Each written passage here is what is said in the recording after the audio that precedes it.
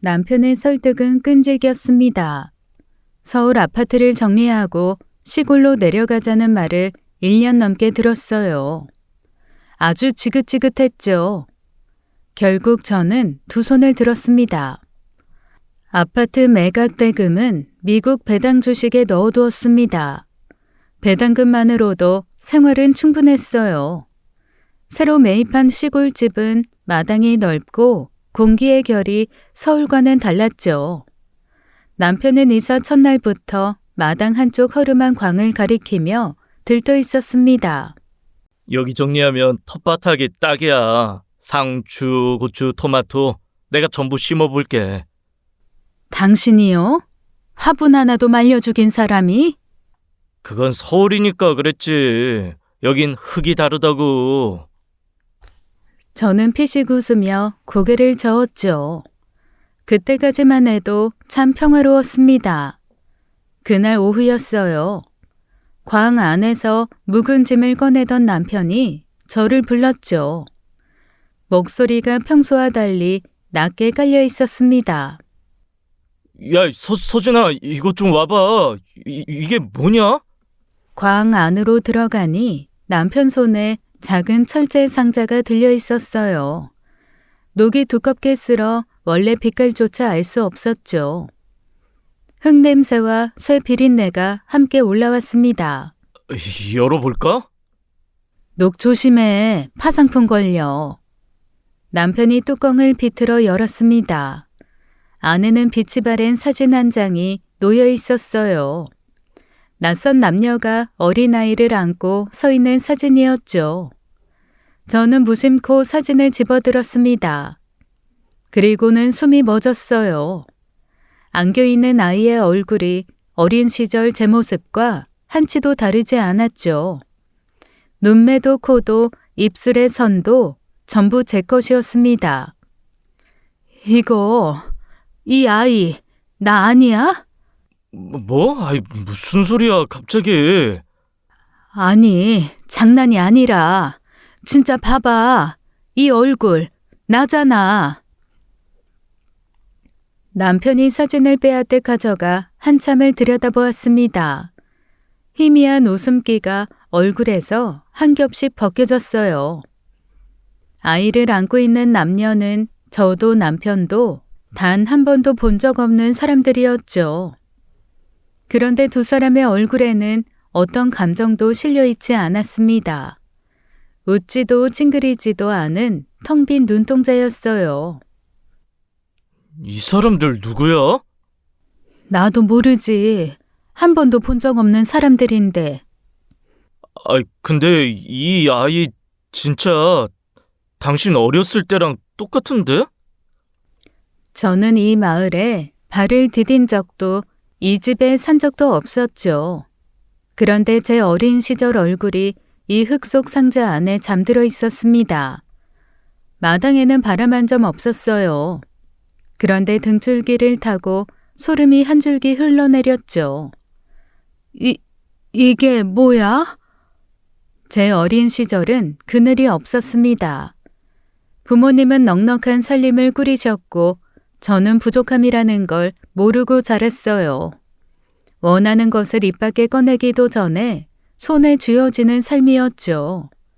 그런 환경에서 자란 아이가 공부마저 잘했으니 부모님의 자랑은 끝이 없었습니다. 성적이 좋았던 덕에 미국 유학까지 다녀왔어요. 돌이켜보면 제 인생은 누군가 미리 다려놓은 셔츠처럼 주름 하나 없었죠. 남편을 만난 건 유학에서 돌아온 직후였습니다. 증권사에서 일하던 남자라고 소개팅 자리에 나온 사람이었어요. 첫인상은 솔직히 별로였죠. 말이 너무 많았거든요. 저는 주식을 좋아하는 게 아니라 돈이 일하는 구조를 좋아하는 겁니다. 차이가 있어요. 아, 네, 그렇군요. 속으로는 이 사람 좀 피곤하겠다 싶었습니다. 그런데 이상하게 두 번째 만남부터 그 수다가 편해졌어요. 세 번째 만남에서는 제가 먼저 연락을 했죠. 성실한 사람이었고 웃음이 해프지 않은 사람이었습니다. 진지할 때와 가벼울 때의 경계가 정확한 남자였어요. 교제 3년 만에 결혼에 꼴이 냈죠. 결혼 후 저희는 한 가지 목표에 합의했습니다. 빠르게 경제적 자유를 이루자. 이른바 파이어족이었어요. 맞벌이 수입을 거의 전부 저축하고 투자에 돌렸죠. 남들이 외식하고 여행 갈 때 저희는 숫자를 들여다보았습니다. 그게 고되지 않았던 건 같은 방향을 보는 사람이 옆에 있었기 때문이에요. 그런데 결혼 3년 차에 남편이 뜬금없는 제안을 했죠. 서진아, 시골에서 텃밭 가꾸면서 살면 어떨까? 배당금이면 충분히 되잖아. 갑자기 무슨 시골이야. 난 싫어. 한 번만 생각해봐. 서울에서 뭐가 더 필요해? 우리한테 남은 건 시간이잖아. 그 시간을 좋은 공기 마시면서 보내자는 거지. 처음에는 손사래를 쳤습니다. 하지만 남편은 물처럼 스며드는 설득을 멈추지 않았어요. 1년이 넘는 줄다리기 끝에 결국 제가 졌죠. 서울 아파트를 매각하고 그 자금을 미국 배당주에 넣었습니다. 시골에 작은 집을 매입했어요. 저희의 새 일상은 배당금 위에서 조용히 흘러갔죠. 흔들릴 이유가 없는 삶이었습니다. 적어도 그날 그 광에서 녹슨 상자를 열기 전까지는요. 저는 사진을 움켜쥔 채 남편을 쏘아보았습니다. 장난이지? 장난이라고 말해. 당신이 어디서 구해다 넣어놓은 거지? 이게 웃겨? 무슨 소리야? 나도 지금 처음 보는 사진인데. 남편의 눈빛에 장난기가 없었어요. 그 표정이 오히려 더 무서웠죠. 장난이 아니면 뭔데? 내 어린 시절 사진이 왜 이 집에 있어? 우리 여기 처음 이사 온 거잖아. 나 여기 한 번도 와본 적 없는 동네야. 내 인생 이 동네 여행으로도 와본 적이 없어. 그런데 내 사진이 여기 있었다고? 이게 말이 돼? 나한테 따져봐야 나도 모르는 거야, 진짜로. 그럼 누가 알아? 대체 누가 이 사진을 여기다 넣어놓은 건데? 남편은 대답하지 못했습니다. 가슴이 세탁기 안처럼 마구 돌았어요. 숨을 고르려 했지만 고를 수가 없었죠. 머릿속에서 무언가가 번뜩 스쳤습니다. 저는 서재로 뛰어가 서랍을 열었어요. 부동산 매매 계약서를 꺼내 펼쳤죠. 매도인 이름에 손가락을 짚고 한 글자씩 읽었습니다. 계약할 때는 유심히 보지 않았지만 지금 다시 꼼꼼히 보아도 전혀 모르는 이름이었어요. 아무리 기억을 뒤져도 한 번도 들어본 적 없었죠. 부동산에서 들은 바로는 이 마을에서 수십 년을 산 평범한 노부부였습니다. 저와는 아무런 접점도 없는 사람들이었어요. 남편이 뒤따라 서재로 들어왔습니다. 일단 진정 좀 해. 흥분한다고 답이 나오는 게 아니잖아. 이걸 어떻게 진정해?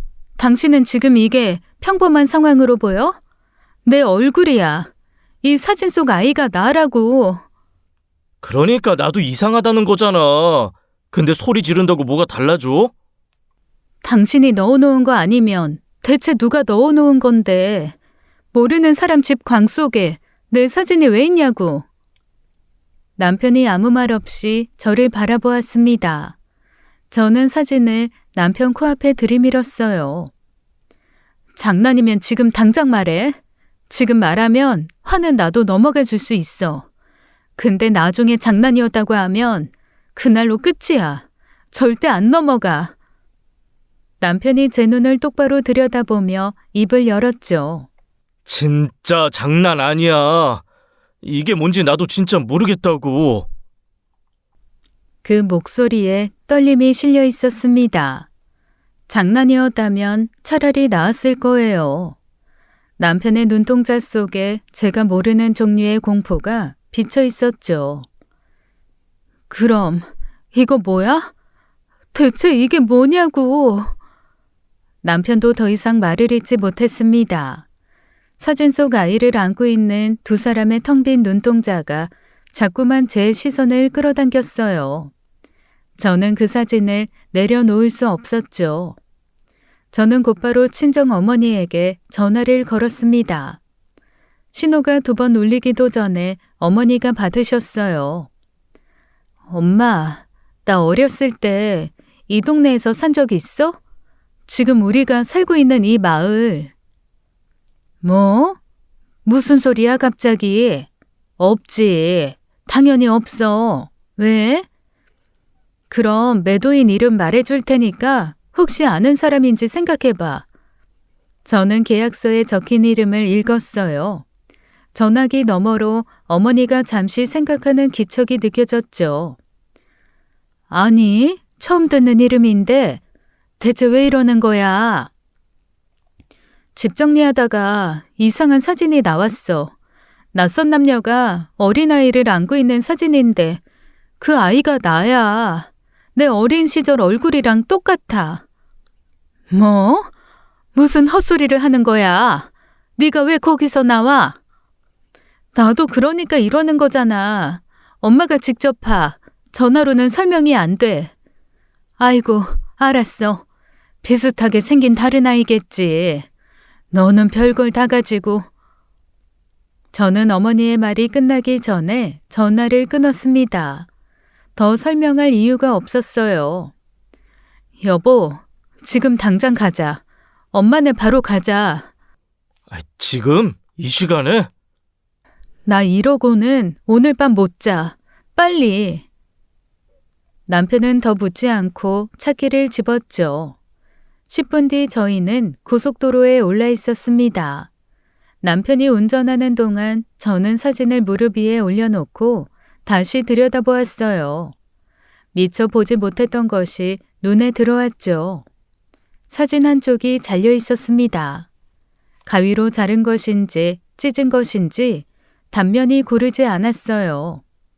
잘린 경계 너머로 다른 사람의 팔 하나가 걸쳐 있었죠. 자세히 보니 팔 하나가 아니었습니다. 여러 명의 몸이 잘린 테두리에 겹쳐 있었어요. 여보, 이 사진 원래 더 큰 사진이었어. 누가 잘라낸 거야. 뭐? 잘라? 봐, 여기 팔이 보여. 한 명이 아니야. 여러 명이 같이 찍은 사진에서 이 부분만 오려낸 거라고. 남편이 잠깐 시선을 돌려 사진을 흘겨보았죠. 그러네. 왜 잘라낸 거지? 저는 무심코 사진을 뒤집었습니다. 뒷면에 무언가 적혀 있었어요. 먹으로 쓴 듯한 한자 한 글자. 숫자 4. 이거 뭐야? 4? 숫자 4? 4? 뭐가 4라는 거야? 몰라. 나도 모르겠어. 번호인지 순서인지 아니면 전혀 다른 의미인지 해석할 실마리가 없었습니다. 머릿속이 흰 종이처럼 비어버렸어요. 잘린 사진, 모르는 남녀, 그리고 뒷면에 적힌 숫자 하나. 어느 것 하나 제가 아는 게 없었죠. 착장 밖으로 가로등 불빛이 줄지어 스쳐갔습니다. 그 불빛이 사진 위를 지날 때마다 낯선 남녀의 얼굴이 명멸했어요. 저는 그 얼굴들을 보다가 한 가지 생각이 불쑥 머리를 찔렀죠. 혹시 내가 입양된 건 아닐까? 한 번도 해본 적 없는 생각이었습니다. 하지만 입 밖으로 나온 순간 그 말은 제 안에서 이상하리만큼 단단하게 자리를 잡았어요. 여보, 혹시 나 입양된 거 아닐까? 갑자기 무슨 소리야? 아니, 생각해봐. 이 사진 속 남녀가 내 진짜 부모고 이 집이 그 사람들이 살던 집이면 어떡해? 그래서 내 사진이 여기 있었던 거면. 말도 안 돼. 그런 우연은 로또 1등 우연보다 확률적으로 적어. 남편이 한동안 아무 말 없이 전방만 바라보았죠. 어둠 속에서 남편의 턱선이 미세하게 굳어지는 게 보였습니다. 한참 뒤에야 남편이 입을 열었어요. 아니면 혹시 어렸을 때 유괴된 적 있었던 거 아니야? 사진 속 사람들 유괴범들이고. 뭐라고? 아니야, 농담이야, 농담. 하긴 그 확률은 더 적겠다. 농담이라고 했지만 남편의 목소리에 웃음기가 없었죠. 농담처럼 꺼냈으면서 걷어들이는 속도가 너무 빨랐습니다. 근데 하나 좀 이상한 건 있어. 사진 속에서 너를 안고 있는 사람들 표정 말이야. 표정? 부모가 아이를 안고 있으면 보통 웃잖아. 사진 찍으면 더 웃고. 근데 저 사람들은 아무 감정이 없어. 눈이 비어 있다고 해야 하나? 그게 좀 기괴해. 저는 다시 사진을 내려다보았습니다. 남편 말이 맞았어요. 아이를 안고 있는데 눈에 온기가 없었죠. 의무적으로 아이를 들고 있는 것처럼 물건을 쥔 손과 다를 바 없는 자세였습니다. 부모의 얼굴이 아니었어요.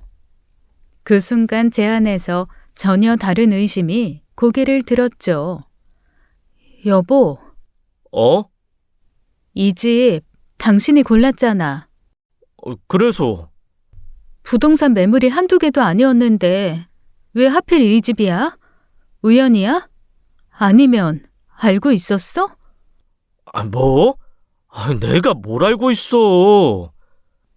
당신이 그런 우연을 말도 안 된다면서 혹시 이 집이 뭔가 나랑 관련된 집이라는 거 당신이 처음부터 알고 여기를 고른 거 아니냐고. 지금 무슨 소리를 하는 거야? 진심이야? 나도 진심이 아니면 좋겠어. 근데 지금 내가 얼마나 무서운지 당신은 모르잖아.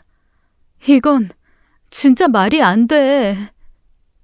남편이 핸들을 쥔 손에 힘을 주는 게 보였습니다. 나는 아무것도 몰라. 부동산 앱에서 본 매물이고 마당 넓고 가격 맞아서 고른 거야. 당신이 지금 나를 의심하는 거 이해는 해. 근데 나한테 그런 이유가 뭐가 있어? 맞는 말이었어요.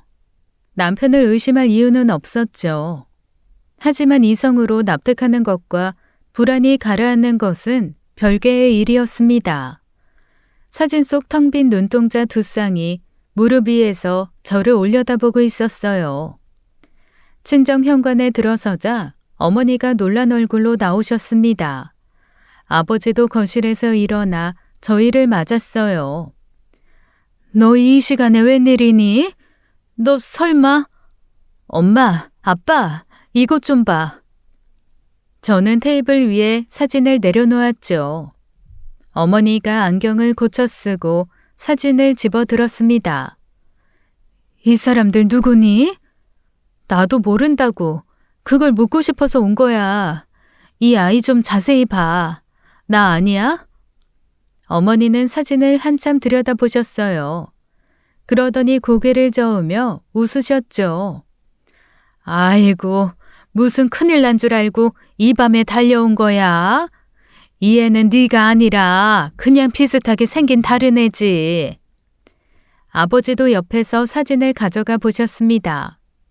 모르는 사람들이다. 이 아이 서진이 너 아니야.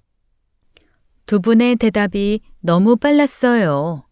사진을 본 시간보다 부정하는 시간이 더 짧았죠. 엄마, 자세히 봐. 눈, 코, 입 다 나잖아. 어렸을 때 내 사진이랑 비교해봐도 똑같다고.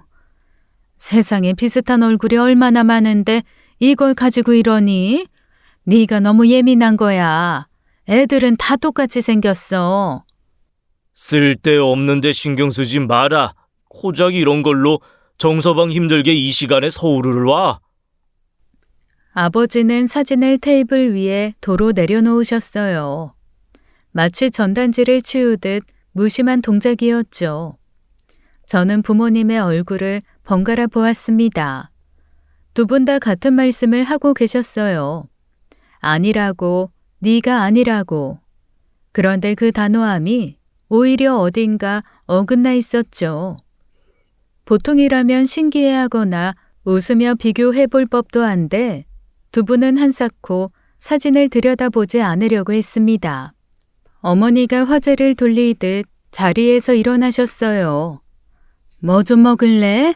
먼 길 왔는데. 엄마, 지금 밥이 문제가 아니잖아. 뭐가 문제야? 비슷하게 생긴 아이 사진 하나 나왔다고 이 호들갑을 떠는 게 더 문제지. 정서방, 미안해. 어머니는 남편을 보며 한숨 섞인 웃음을 지으셨죠. 서진이가 원래 좀 이래. 작은 일에도 저렇게 오바를 하는 애야. 자네가 이해해? 어머님 말씀이 맞는 것 같아요. 제가 다시 보니까 좀 다른 것 같기도 하고. 아유, 애들 다 비슷하게 생겼잖아요. 남편까지 부모님 편에 섰습니다. 저만 혼자 이상한 사람이 돼 있었어요. 돌아오는 차 안에서 저는 조수석에 기대어 창밖을 보았죠. 부모님은 저를 분명 안심시키려 했습니다. 그런데 안심이 아니라 차단에 가까웠어요. 궁금해하지도 않고 비교해보지도 않고 오직 아니라는 결론만 내리셨죠. 감추는 사람의 손은 지나치게 빠른 법이었습니다. 그 빠름이 저를 더 불안하게 만들었어요. 그날 밤 저는 잠을 이루지 못했습니다. 이불 속에서 사진을 꺼내 들었다 내려놓기를 반복했어요. 볼수록 그 아이는 저였죠.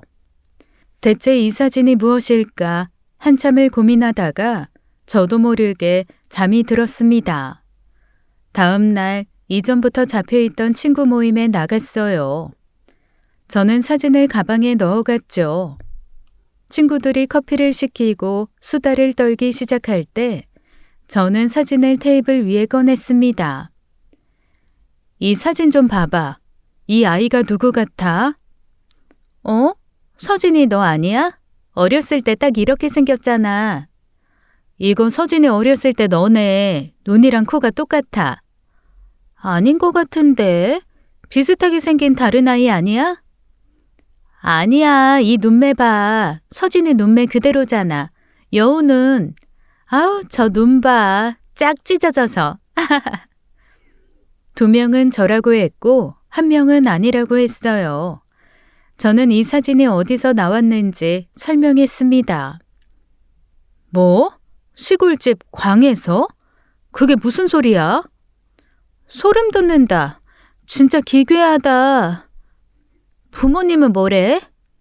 아니래. 그냥 비슷한 아이일 거래. 엄마도 아빠도 똑같은 말만 해. 근데 진짜 닮긴 했어. 부모님이 아니라고 하시니까 아닌가 보지. 친구들 사이에 의견이 갈렸어요. 어수선한 공기 속에서 친구 하나가 커피잔을 내려놓으며 웃었죠. 야, 너 혹시 쌍둥이 아니야? 태어날 때 헤어진 쌍둥이가 있는 거 아니고? 다들 웃었습니다. 저도 따라 웃었어요. 그런데 웃음이 입안에서 금방 식었죠. 쌍둥이. 그 단어가 떨어지는 순간 머릿속에서 아주 오래된 장면 하나가 떠올랐습니다. 누군가의 손을 잡고 뛰어다녔던 감각. 얼굴도 장소도 기억나지 않았어요. 하지만 그 손의 크기가 어른 것이 아니었다는 것만은 선명했죠. 저와 비슷한 크기의 작은 손이었습니다. 기억이라고 부르기에도 민망할 만큼 흐릿한 잔상이었어요. 하지만 분명히 있었죠. 모임이 끝나고 집으로 돌아오는 길이었습니다. 버스 창에 비친 제 얼굴을 보며 속으로 되뇌었어요. 쌍둥이. 농담으로 던진 한마디가 가시처럼 어딘가에 걸려서 빠지지 않았죠. 그날 밤 눈을 감고 어린 시절을 다시 더듬어 보았습니다. 낮에 스쳤던 그 기억이 조금 더 선명하게 올라왔어요. 작은 손, 저와 나란히 뛰던 발소리, 누군가의 웃음소리가 제 귀 바로 옆에서 울렸던 것 같았어요. 얼굴은 보이지 않았죠. 하지만 그 아이와 놀았다는 감각만큼은 또렷했습니다. 저는 벌떡 일어나 침대 위에 앉았어요. 심장 박동이 목까지 차올랐죠. 설마 정말로 쌍둥이였던 건 아닐까. 시계를 보니 밤 11시가 넘어 있었습니다. 늦은 시간이라는 건 알았어요. 하지만 망설임은 3초도 가지 않았죠. 저는 친정어머니에게 전화를 걸었습니다. 이 시간에 또 웬일이야? 아직도 그 사진이야? 엄마, 나 쌍둥이야? 전화기 너머로 짧은 침묵이 내려앉았어요. 지금 뭐라고 한 거니? 나 쌍둥이였냐고. 솔직하게 말해.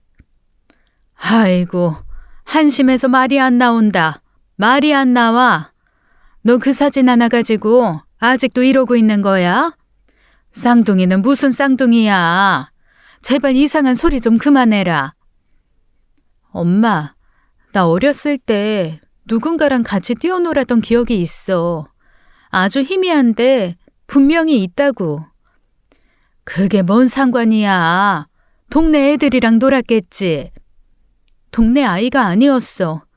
느낌이 아니었던 것 같아. 네가 지금 옛날 기억을 얼마나 정확하게 기억하는데 이러는 거야?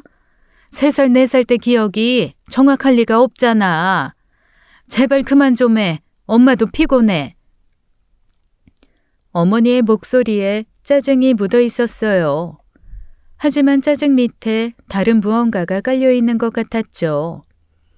전화를 끊고 나서도 어머니의 마지막 한숨이 귓가에 남았습니다. 옆에서 지켜보던 남편이 조용히 입을 열었어요. 어머니 말씀이 맞을 수도 있어. 어릴 때 기억은 뇌가 만들어내기도 하는 거야. 너무 몰아가지 말고 좀 잊어봐. 이 사진을 어떻게 잊어? 남편은 더 이상 말하지 않았죠. 저는 불을 끄고 다시 누웠습니다. 하지만 눈을 감으면 그 작은 손이 제 손을 잡아 끄는 감각이 되살아났어요. 그런데 이상한 일은 여기서 끝나지 않았죠.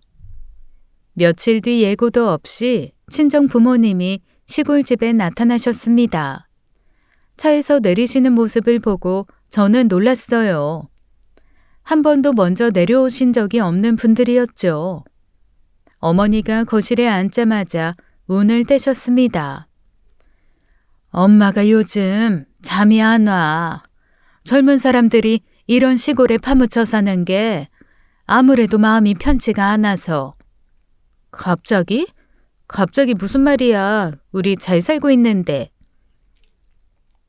잘 사는 것처럼 보여도 엄마 눈에는 그게 아니야. 병원 가려면 1시간이고 뭘 하려면 차 타야 하고 젊을 때 이러면 안 돼. 아버지가 차를 한 모금 마시더니 본론을 꺼내셨죠. 우리 소유 아파트 하나 너희한테 주려고 한다. 서울로 올라와서 거기서 살아라. 저는 찻잔을 내려놓았습니다. 그 아파트가 어떤 집인지 단번에 알았어요. 그 집 내가 결혼 초에 신혼집으로 쓰게 해달라고 했을 때 노후 자금이라고 안 된다고 했잖아. 그런데 갑자기 준다고? 그때랑 지금이랑 상황이 다르지. 니들이 이렇게 시골에 내려와서 살 줄 누가 알았겠어. 상황이 달라진 게 아니라 내가 이 집에 사는 게 싫은 거잖아. 갑자기 왜 이러시는 건데? 시골이 마음에 안 들어서 그래. 다른 이유 없다.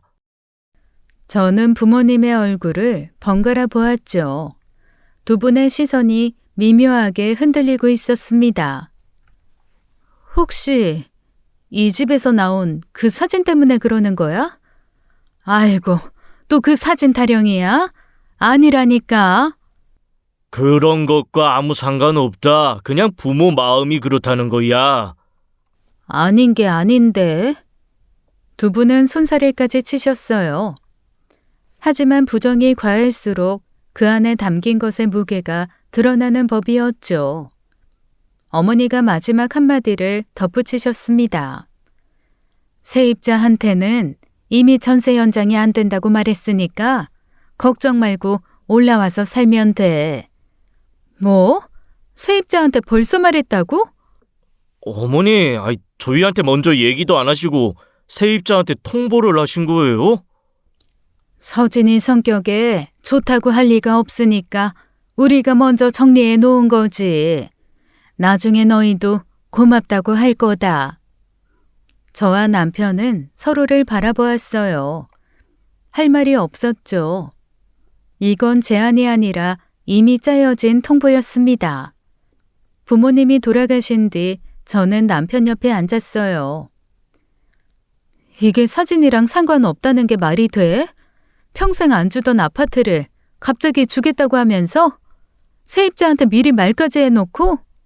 솔직히 나도 좀 찜찜하네. 엄마 아빠가 날 이 집에서 빼내려는 거야. 뭔가 있는 거라고. 남편은 고개를 끄덕이지도 젓지도 않았어요. 하지만 부정하지 않았다는 것이 곧 동의였죠. 저는 한 가지를 직접 확인해 보기로 했습니다. 광에서 나온 사진과 제 어린 시절 사진을 나란히 놓고 AI 얼굴 분석을 돌렸어요. 요즘 AI들이 좋더라고요. 이런 것도 잘 해주었습니다. 결과는 금방 나왔죠. 동일인, 일치 확률이 숫자로 또렷하게 찍혀 나왔습니다. 화면을 보는 순간 손가락 끝부터 차가워졌어요. 남편에게 화면을 보여주자 남편의 표정도 굳었죠. 이거 진짜야?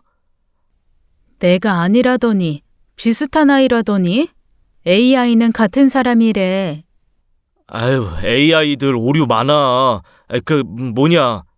환각 현상? 아무튼 이게 확실하다는 증거는 아니야. 남편은 한참 화면을 들여다보더니 제 옛 사진들을 꺼내기 시작했습니다. 앨범에서 하나씩 뽑아 바닥에 늘어놓았어요. 유치원, 초등학교 입학, 여름방학. 사진들이 일렬로 깔렸죠. 남편이 갑자기 앨범을 막 뒤지기 시작했습니다. 한 장 한 장이 아니라 페이지째로 넘기는 속도였어요. 왜 그래? 뭔데? 남편이 바닥에 늘어놓은 사진들을 손가락으로 가리켰죠. 서진아, 이 사진 속 아이 서너 살쯤 되어 보이지? 그쯤 되는 것 같은데. 없어. 어? 뭐가 없어? 없다고. 이 사진 속 아이보다 더 어린 시절 당신 사진이 한 장도 없다고. 돌 사진도 백일 사진도 아무것도. 저는 남편이 가리키는 사진줄의 시작점을 보았습니다. 가장 어린 사진이 서너 살이었어요. 그 앞은 아무것도 없었죠. 그럴 리가 없어. 잠깐만. 저는 앨범을 전부 꺼내 하나하나 뒤졌습니다. 없었어요. 돌잔치 사진도 아기 때 사진도 신생아 사진도 단 한 장도 없었죠. 보통 부모가 첫 아이 사진을 안 찍어? 돌잔치를 안 해? 백일은? 요즘도 아니고 옛날 부모님들이 그걸 안 하셨을 리가 없잖아. 그러게. 생각해보니 그동안 나도 본 적이 없네. 서진아. 말하지 마. 나도 알아. 저도 알고 있었습니다. 보통이 아니라는 걸.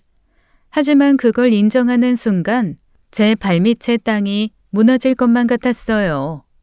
저는 입을 다물었죠. 며칠 뒤 부모님이 외출하신 틈을 잡았습니다.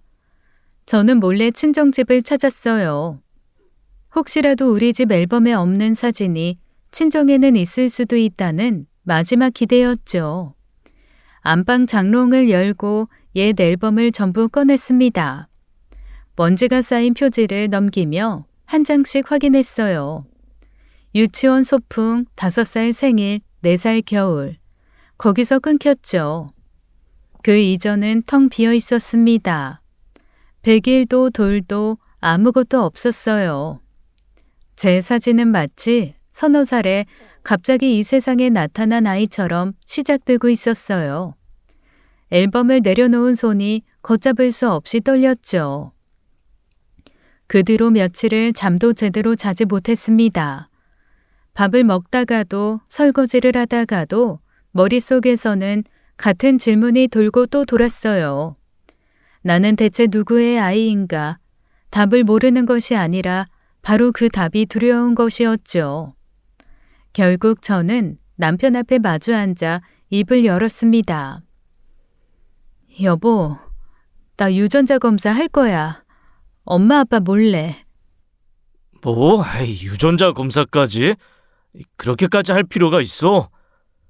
사진, AI 결과, 초기 사진 부재. 이 세 가지가 전부 설명이 안 돼. 하나만 이상했으면 넘어갈 수도 있어. 근데 셋 다야. 거기다 부모님이 갑자기 서울 아파트까지 주겠다고 한 거, 그것까지 합하면 넷이야. 그래도 부모님이 아시면 상처 받으실 수 있잖아. 평생 너를 키워주신 분인데. 나도 알아. 그래서 몰래 하는 거야. 부모님한테 들키지 않게. 몰래? 아이, 검체는 어떻게 구해? 이미 가져왔어. 남편이 멈칫했습니다.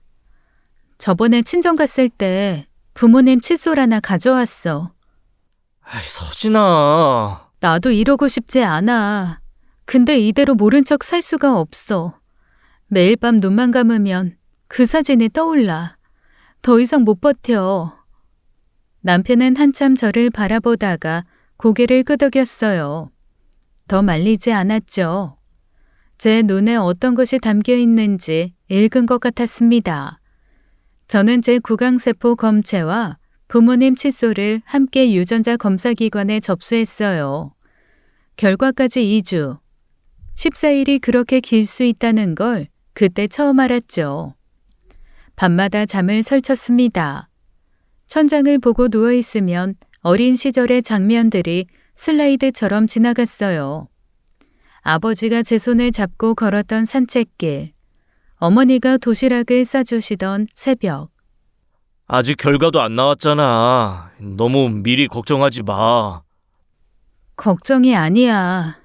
이미 답을 알고 있는 것 같아서 무서운 거야. 14일째 되는 날이었습니다. 우편함에 서류 봉투가 꽂혀 있었어요. 저는 그걸 꺼내 들고 현관 앞에서 한참을 서 있었죠. 봉투 하나가 이렇게 무거울 수 있다는 사실이 믿기지 않았습니다. 남편과 나란히 소파에 앉았어요. 같이 보자. 저는 봉투를 뜯었죠. 접힌 결과지를 펼치는 손이 떨렸습니다. 친자 관계 불성립. 그 글자가 눈에 박혔어요. 막상 글자로 확인하니 숨이 멎었죠. 저는 결과지를 든 채 아무 말도 할 수가 없었습니다. 서진아. 아이, 서진아. 남편이 제 어깨를 잡았어요. 하지만 저는 고개조차 돌릴 수가 없었죠. 글자가 흐려질 때까지 결과지만 바라보았습니다. 35회를 딛고 서 있던 바닥이 종이장처럼 얇아지는 소리가 들렸어요. 결과지를 받고도 저희 부부는 며칠을 아무것도 하지 못했습니다.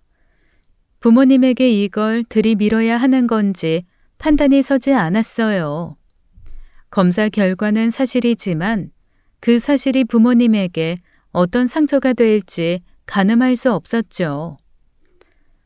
부모님한테 어떻게 말해? 몰래 칫솔 가져다 검사했다고? 그것부터가 상처잖아. 나도 그게 걸려. 근데 이대로 모른 척 할 수도 없잖아. 나한테 검사 결과가 있는데 아무 일 없는 것처럼 밥 먹고 웃고 할 수가 없어. 이러지도 저러지도 못하며 끙끙 앓고 있을 때 남편이 먼저 입을 열었어요. 장모님 댁에 가기 전에 하나만 먼저 확인하자. 집을 판 사람 쪽. 그 노부부가 사진에 대해 뭔가 알고 있을 수도 있잖아. 남편이 그분들에게 전화를 했습니다. 그 노부부는 현재 요양원에 입소해 있었죠. 집을 팔고 부부가 요양원에 같이 들어간 거였습니다.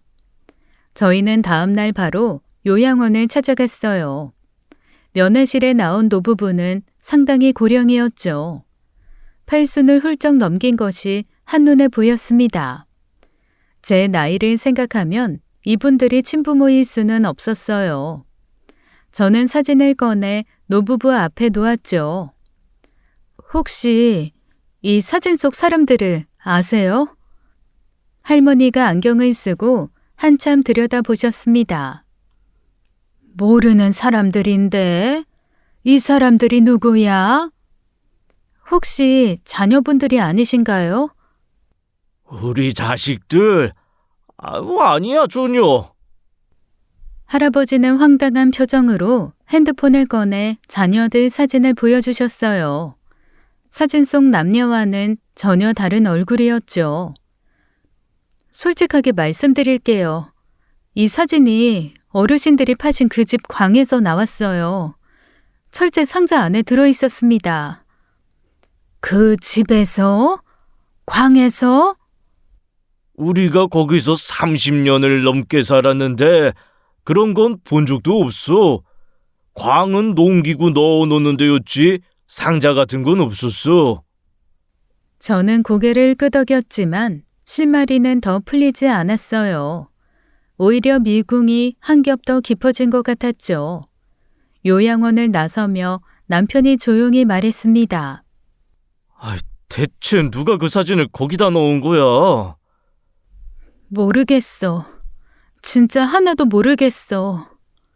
차에 올라탄 뒤 저는 안전벨트를 매고 한참을 앞만 보았어요. 갈 곳은 이제 한 군데밖에 남지 않았죠. 이제 부모님한테 갈 수밖에 없어. 검사 결과를 보여드리고 진실을 들어야 해. 남편은 시동을 걸며 아무 말 없이 고개를 끄덕였습니다. 친정 거실에 마주 앉았습니다. 테이블 위에는 찻잔 4개가 놓여 있었어요. 아무도 차에 손을 대지 않았죠. 저는 입을 열기 전에 부모님의 얼굴을 한번 천천히 바라보았습니다. 아버지의 깊은 눈가주름, 어머니의 흰 머리카락. 이 사람들이 제 부모님이라는 사실은 종이 한 장으로 바뀌는 게 아니었어요. 엄마, 아빠, 나 유전자 검사했어. 어머니의 손이 무릎 위에서 움찔했습니다. 아버지는 미동도 없었어요. 하지만 두 분의 얼굴에서 핏기가 빠져나가는 게 보였죠. 저는 결과지를 꺼내 테이블 위에 내려놓았습니다. 여기 적혀 있어. 친자관계 불성립이라고. 이젠 사실을 말해줘. 긴 침묵이 거실을 눌렀어요. 시계 초침 소리가 이렇게 크게 들린 적이 없었죠. 어머니가 먼저 무너졌습니다. 고개를 숙이더니 양손으로 얼굴을 감싸며 울기 시작하셨어요. 서진아, 미안해. 엄마가 미안해. 너는 입양된 아이야. 그 한마디가 거실 공기를 통째로 바꿔놓았죠. 알고 있었다고 생각했는데 막상 어머니의 입에서 나온 말은 전혀 다른 무게였습니다. 그래도 너는 엄마 아빠가 낳은 것이나 다름없는 애야. 하루도 남의 아이라고 생각한 적 없어. 단 하루도. 어머니가 제 손을 꽉 잡으셨어요. 그 손이 떨리고 있었죠. 저는 충격을 받았지만 부모님을 원망할 수는 없었습니다. 수십 년을 저를 키우신 분들이었어요. 제가 아픈 날 밤새 이마를 짚어주신 손이 남의 손일 리가 없었죠. 나도 같은 마음이야. 엄마 아빠가 내 부모인 건 달라지지 않아. 검사 결과가 뭐라고 하든. 어머니가 더 크게 우셨습니다. 아버지도 고개를 돌렸어요. 눈시울이 붉어져 있었죠. 근데 엄마, 그럼 그 사진은 뭐야? 내 어린 시절 사진이 왜 그 집에 있었던 거야? 그건 엄마도 정말 몰라. 거짓말이 아니야. 우리도 그 사진을 처음 봤다. 그 집과 우리는 아무런 관련이 없어. 그럼 누가 거기다 넣어놓은 건데? 아버지가 저를 똑바로 바라보셨습니다. 서진아, 제발 부탁이다. 더 이상 파헤치지 마라. 네가 입양된 건 사실이지만 그것 때문에 지금 가진 걸 잃을 필요는 없다. 묻어두고 지금처럼 살자. 아빠가 부탁한다. 아버지의 목소리가 갈라졌어요. 평생 강한 모습만 보여주시던 분이 처음으로 무너지는 것을 보았죠. 알겠어. 알겠어, 아빠. 저는 그렇게 대답하고 자리에서 일어났습니다. 돌아오는 차 안에서 저는 한마디도 하지 않았죠. 알겠다고 했습니다. 하지만 머릿속에서는 이미 다른 질문이 자라나고 있었어요. 입양이 사실이라면 누가 무슨 목적으로 그 집에 제 사진을 남겼는지, 그리고 뒷면에 적힌 숫자 4는 대체 무엇을 가리키는 것인지, 알겠다는 말과 있겠다는 말은 같지 않았죠. 며칠이 지났습니다. 부모님의 고백 이후에도 일상은 겉으로는 돌아왔지만 제 안에서는 아무것도 제자리로 돌아오지 않았어요. 그날은 남편이 텃밭에 나가 있던 오후였죠. 대문 밖에서 인기척이 났습니다. 나가보니 처음 보는 남자가 서 있었어요. 40대 중반쯤 되어 보이는 단정한 차림의 남자였죠. 실례합니다. 혹시 윤서진 씨 맞으시죠? 네, 맞는데요. 누구세요? 저는 이 집에 사진을 남긴 사람입니다. 순간 숨이 멎었습니다. 사진을 남긴 사람. 몇 달을 찾아 헤맨 그 답이 스스로 대문 앞까지 걸어올 거라고는 정말 상상도 못했습니다. 저는 한 발 뒤로 물러서며 남자를 경계했죠. 여보, 이리 와봐. 남편이 텃밭에서 뛰어왔습니다. 저는 남편의 팔을 잡으며 떨리는 목소리로 말했어요. 이 사람이 그 사진을 넣어놓은 사람이래. 누구세요? 남의 집에 왜 그런 짓을 한 거예요? 화내시는 거 이해합니다. 하지만 설명을 들으시면 납득하실 겁니다. 만나셔야 할 분이 있어요. 같이 가주실 수 있습니까? 만날 사람이요? 초면에 사진 얘기를 하면서 어딜 따라오라는 거예요? 의심하시는 게 당연합니다. 하지만 그분이 직접 설명하시는 게 맞습니다. 차로 1시간 반 거리예요. 공개된 주택가이고 두 분이 함께 오시면 됩니다. 저와 남편은 서로를 바라보았어요. 위험할 수도 있었습니다. 하지만 이 사람이 사진의 출처를 알고 있다면 그냥 놓칠 수는 없었죠. 내가 운전해서 따라갈 테니 앞장서서 가세요. 저희는 남자의 차를 따라 2시간가량을 달렸습니다. 한적한 주택가에 차가 멈추었어요. 작지만 잘 정돈된 깔끔한 집이었죠. 남자가 현관문을 열었습니다. 저희 부부가 뒤따라 안으로 들어섰어요. 거실에 한 여자가 앉아 있었죠. 저보다 서너 살은 더 많아 보이는 여자였습니다.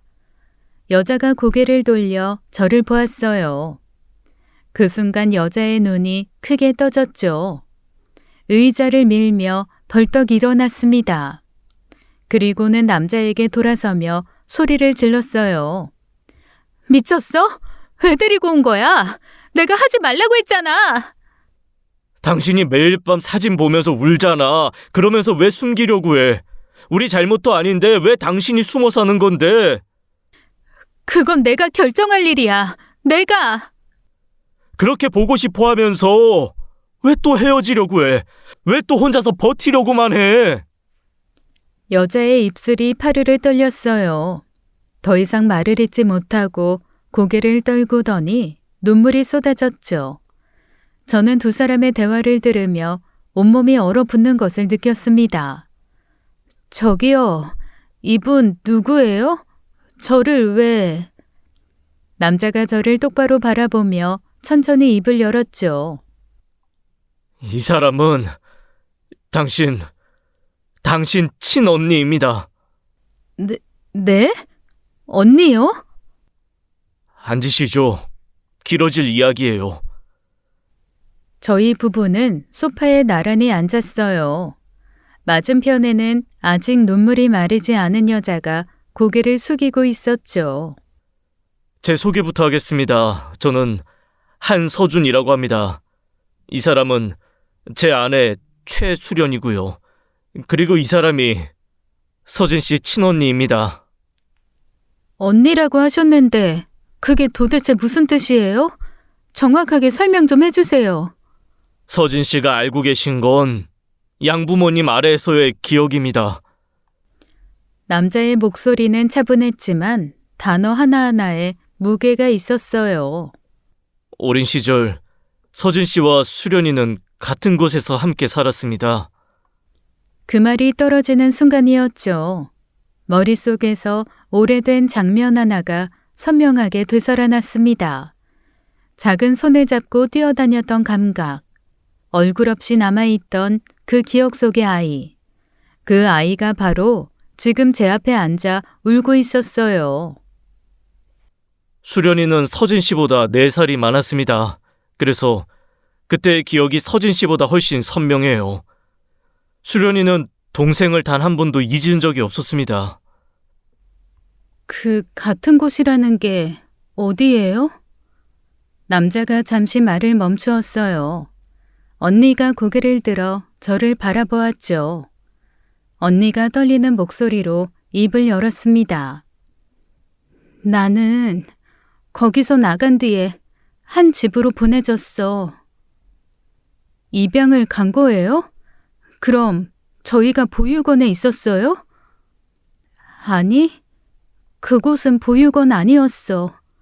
내가 간 그 집에는 유전병을 앓고 있는 딸이 하나 있었어. 유전병이요?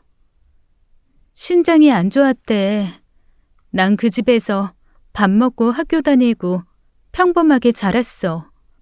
부모라고 부르고 언니라고 불렀어.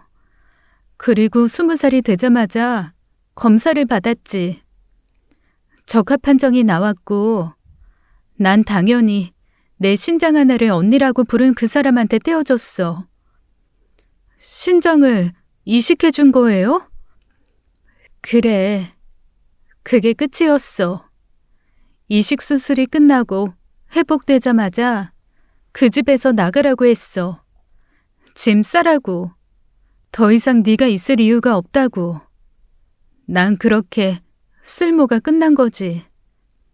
남편이 옆에서 주먹을 꽉 쥐는 게 느껴졌어요. 그게 말이 됩니까?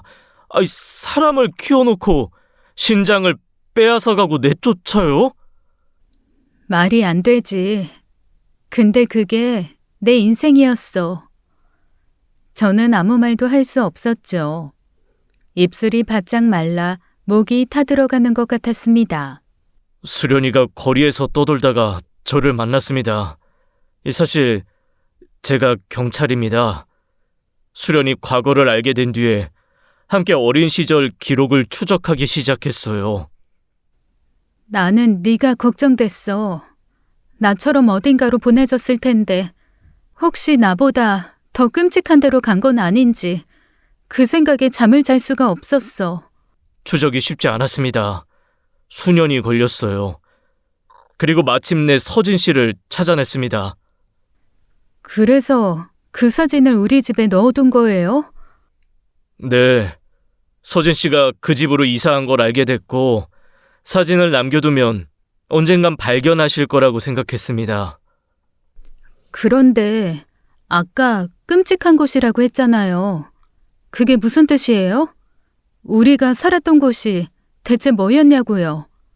보육원이 아닌 거죠? 침묵이 내려앉았어요. 언니가 저를 똑바로 바라보았죠. 그 눈에는 오래 묵은 고통이 가라앉아 있었습니다. 우리가 살던 곳은 아이를 목적에 맞게 파는 곳이었어. 사진 뒷면에 적힌 숫자 4. 그게 네 번호이자 이름이었어.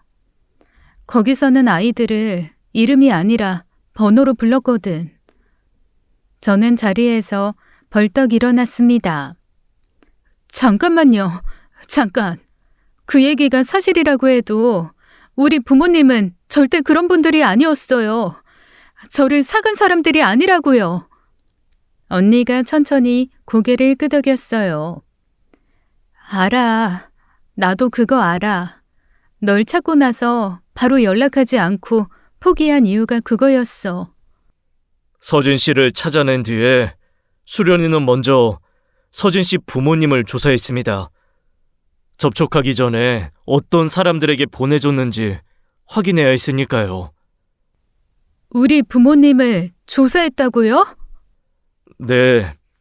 그 과정에서 저희도 전혀 예상하지 못했던 사실을 알게 됐습니다. 언니의 목소리가 떨리기 시작했어요. 내가 그곳에서 나간 뒤에 얼마 지나지 않아서 경찰이 그곳을 수사했다고 하더라. 경찰이요? 그래. 형사들이 들이닥쳤고 그곳에 남아있던 아이들이 구조됐어. 그때 내가 거기에 있었다는 거예요? 넌 그때 구조된 아이들 중 하나야. 머릿속이 하얘졌습니다.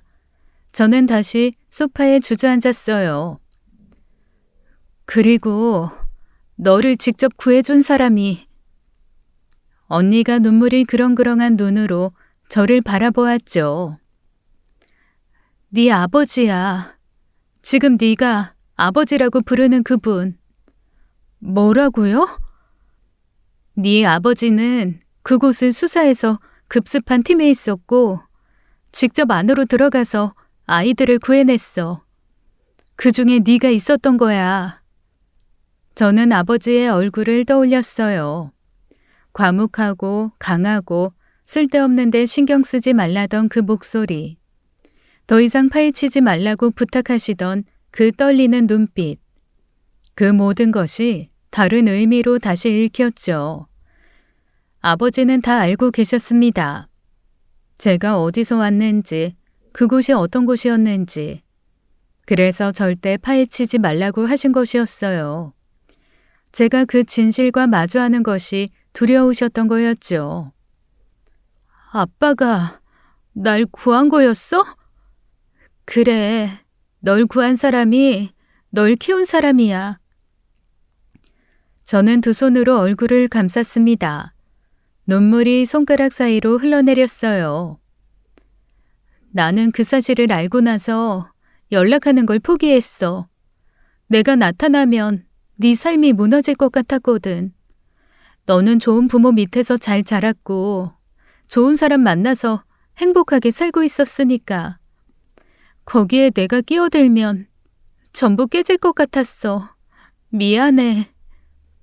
그래서 멀리서만 보고 있었던 거예요? 그래, 그게 내가 너한테 할 수 있는 전부라고 생각했어. 수련이가 매일 밤 서진 씨 사진을 보면서 울었습니다. 포기했다고 말하면서 하루도 포기하지 못했어요. 저는 그걸 더 이상 지켜볼 수가 없었습니다. 그래서 제가 서진 씨를 데려온 겁니다. 준서야. 당신이 원망해도 상관없어. 이게 맞는 거야. 저는 얼굴을 감싼 손을 내렸습니다. 앞이 흐릿했어요. 하지만 언니의 얼굴만은 또렷하게 보였죠. 나를 찾아놓고도 연락하지 못한 사람. 내가 행복하길 바라서 스스로 물러난 사람. 매일 밤 사진을 보며 울면서도 끝내 나타나지 않으려고 했던 사람. 저는 자리에서 일어나 언니 앞으로 걸어갔습니다. 그리고 아무 말 없이 언니를 안았어요. 언니의 어깨가 크게 흔들렸죠. 저도 더 이상 참을 수가 없었습니다. 저희 두 사람의 울음소리가 거실을 가득 채웠어요. 어린 시절 잡았던 그 작은 손의 주인을 수십 년 만에 다시 안고 있었죠. 한참을 울고 나서야 저는 언니의 어깨를 잡고 한 발 물러섰습니다. 언니의 얼굴이 눈물로 젖어 있었어요. 제 얼굴도 마찬가지였죠. 언니, 나랑 같이 가자. 엄마 아빠한테. 아니야, 괜찮아, 나는. 괜찮지 않잖아. 나 때문에 그분들이 상처받으면 안 돼. 난 정말 괜찮아. 언니. 저는 언니의 손을 잡았습니다. 네 식구가 두 대의 차에 나누어 타고 친정으로 향했습니다. 차 안에서 남편이 조용히 물었어요. 괜찮아? 모르겠어. 근데 이게 맞는 것 같아. 친정 앞에 도착했죠. 현관문을 열고 들어서자 거실에서 텔레비전을 보시던 부모님이 고개를 돌렸습니다. 어머니가 먼저 언니를 보았어요. 그리고 아버지도. 두 분의 얼굴에서 핏기가 빠져나갔죠. 어머니의 입이 작게 벌어졌지만 소리는 나오지 않았습니다. 아버지는 리모컨을 쥔 손이 그대로 멈추었어요. 엄마, 아빠, 나 다 알게 됐어. 저는 담담하게 말했죠. 입양이 아니라 아빠가 나 구해준 사람이라는 거 전부 다. 아버지의 눈이 크게 떨렸어요. 그리고 옆에 있는 이 사람은 내 언니야. 그곳에서 나보다 먼저 나간 언니. 날 찾으려고 수년을 헤맨 사람이야. 원망하는 거 아니야. 난 엄마 아빠한테 감사해. 평생 감사해. 나를 구해주고 키워주고 한 번도 부족한 적 없이 사랑해 주셨잖아. 어머니가 입을 틀어막으며 울음을 터뜨렸어요. 아버지는 아무 말도 못하셨죠. 두 다리에 힘이 빠진 듯 그 자리에 천천히 주저앉으셨습니다. 미안하다. 미안해. 그때 더 일찍 알아냈으면 이 아이도 구할 수 있었는데 내가 늦었다. 이 아이를 못 구했어. 아버지의 목소리가 갈라졌어요. 평생 강한 모습만 보여주시던 분이 바닥에 앉아 흐느끼셨죠. 언니가 아버지 앞에 무릎을 꿇었습니다. 아버님, 괜찮습니다. 저는 괜찮아요. 괜찮지 않아. 내가 조금만 더 빨랐으면. 아버님이 안 계셨으면 제 동생도 없었어요. 서진이를 이렇게 바르고 따뜻한 사람으로 키워주셔서 감사합니다. 진심으로 감사합니다. 언니가 바닥에 이마를 대고 큰 절을 올렸어요. 아버지가 언니의 어깨를 잡고 일으키며 오열하셨죠. 어머니도 언니에게 다가가 두 손을 꽉 잡으셨습니다. 고생 많았다. 아가야, 고생 많았어. 좁은 거실에 6사람의 울음소리가 뒤섞였어요. 남편도 언니 남편도 아무 말 없이 눈시울을 붉히고 서 있었죠. 그날 이후 저희 부부와 언니 부부는 자주 왕래했습니다. 명절이면 친정에 모여 함께 밥을 먹었어요. 언니는 처음에 어색해했지만 어머니가 절대 놓아주지 않으셨죠. 올 때마다 반찬을 한가득 싸주시고 갈 때마다 다음 약속을 잡으셨습니다. 아버지는 언니를 볼 때마다 눈시울이 붉어지셨어요. 하지만 점점 아주 천천히 그 눈에 안도가 스며드는 것이 보였죠. 오래 짊어지셨던 짐을 조금씩 내려놓고 계시는 것 같았습니다. 저는 시골집을 정리하지 않기로 했어요. 남편도 동의했죠. 그 집은 녹슨 상자가 있던 곳이었습니다. 언니와 제가 처음으로 연결된 장소기도 했어요. 오래 잠들어 있던 사진 한 장이 수십 년의 침묵을 깨뜨렸죠. 그리고 오래 흩어져 있던 가족을 하나로 불러 모았습니다. 지금까지 사연 읽어주는 남녀였습니다. 끝까지 시청해주신 여러분 감사드리며 저희는 다음 사연으로 돌아올게요. 감사합니다.